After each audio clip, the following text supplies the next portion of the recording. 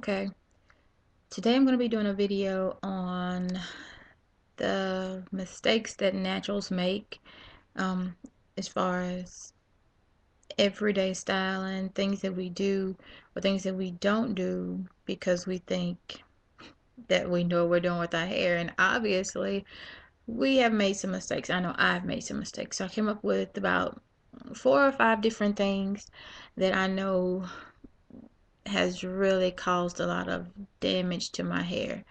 So the first one I think is that we ignore breakage. Um, I think this is the most important because basically we do get split ends. Not to say that you have to trim your hair every 6 months or every 8 months, but when it seems like you're stuck at a particular length for a long time, most likely it's because you have split ends and they're breaking your hair off at the same rate basically that it's growing.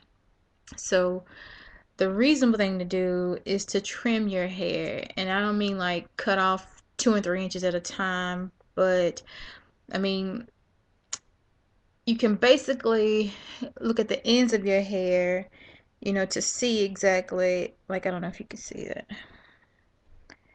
to see, exactly like what's really going on with your hair and if it's, split or not.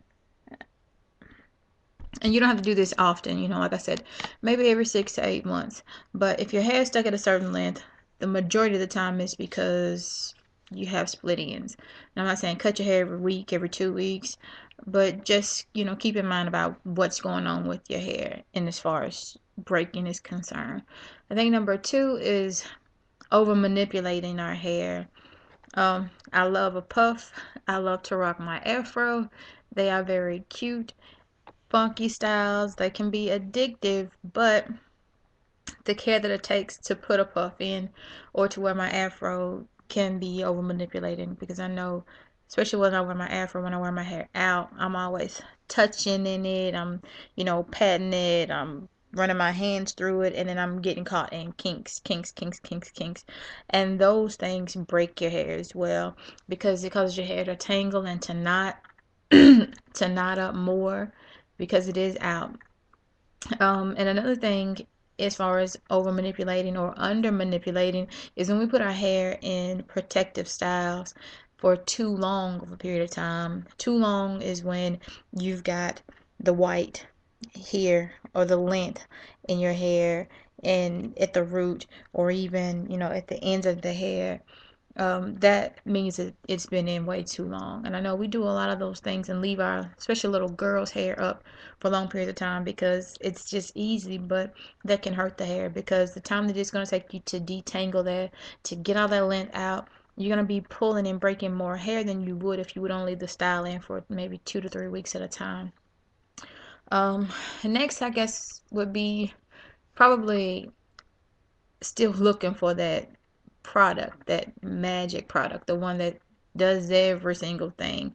Um, it's kind of hard to say what product will work for you unless you try products. I'm not saying don't try many products, but try it until you get the one that works best for you. But know that there is no magic product.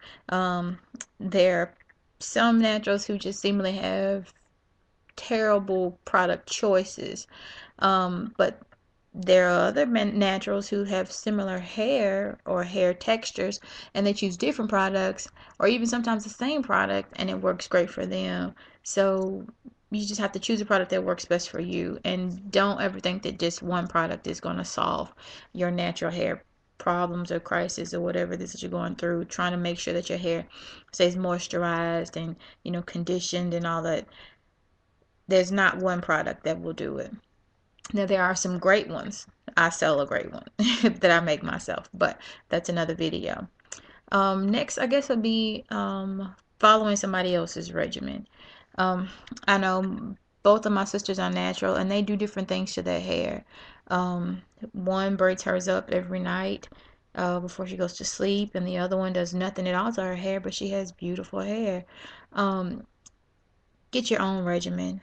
Figure out what works best for you and stick with it. Just because it works for somebody else doesn't mean that it's going to work for you. Next, and I'm guessing this is probably going to be the last one for me, if you're still using too much heat on your hair, if you want to keep the length and retain the length in your hair, you have to stop manipulating it too much, and you have to stay away from the heat. I know that there are some naturals that still straighten their hair with a straightening comb or even a flat iron. If you do those things, those are great, but try to do them as little as possible. You don't have to flat iron or put heat on your hair every single week or even every single day. If you flat iron your hair as a natural, do it just as you would if you were relaxed. You get your hair flat ironed once or twice a month in the beauty shop, but then you wrap your hair at night. You should do the same thing as a natural. You shouldn't have to flat iron your hair every single day. And if you do, then maybe you should try a different style. But I'm guessing that's it for me as far as mistakes that naturals making out that I've made in my natural journey. I will be back with more. Thanks for watching. This video is brought to you by ManeTame Natural Hair. Look forward to seeing you again.